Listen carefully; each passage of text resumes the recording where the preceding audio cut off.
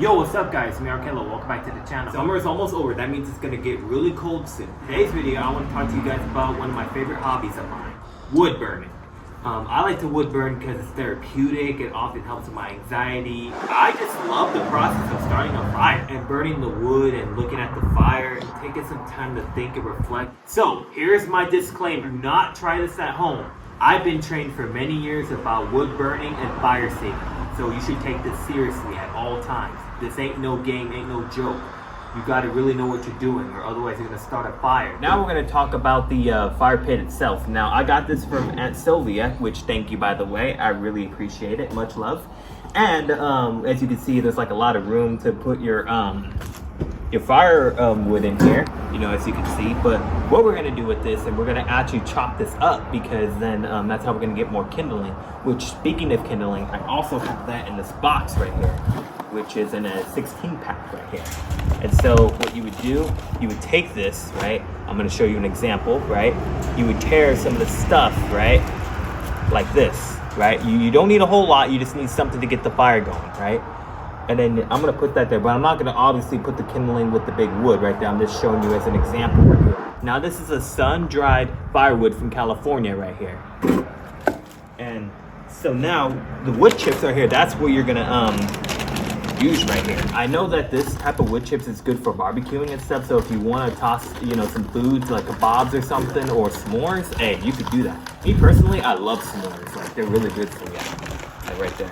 Let me know in the comments below, what is your favorite food that you like to cook on the barbecue? Okay, all right. So you don't need a whole lot of wood chips right here, because we're gonna shred this wood up here, and we're gonna grind it down, and then we're gonna add it to our pile here. I gotta break this down into smaller pieces so it will burn easier. This is how I build my fire. And if you remember, I already used my tumbleweed fire starters and the small shreds from the other wood that I chopped up on top of that. Oh, and the reason why I'm building it this way is so that way more airflow gets through it. And if you're blocking this, right, then it's not gonna catch the rest of it on fire. Fire needs oxygen. Without it, it's just, well, it's not gonna be on fire, you know? So always leave a small opening right here, like this.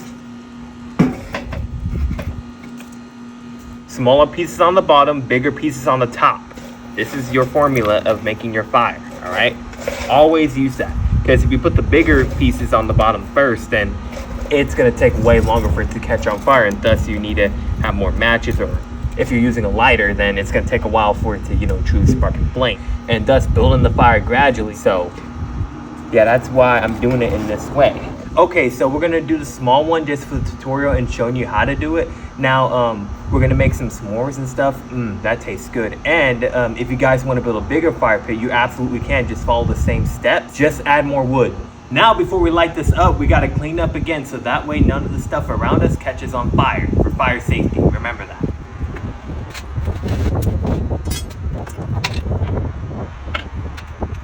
All right, now the moment that you all have been waiting for. Don't rush into things.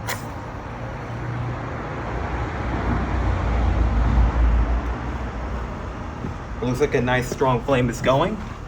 And would you look at that? Oh, I can smell the smoke already. It smells pretty good, but you don't want to just constantly breathe in the smoke. So I'm gonna get out of the way. And I have the fire poker too. This is what you do to move your big firewood around.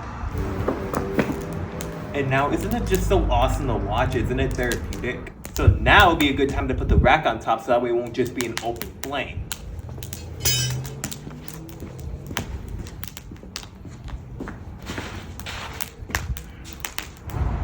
I did it. Oh, and I get my end. You wouldn't want to touch this with your bare hands, and this is where this comes in. See how the flame is?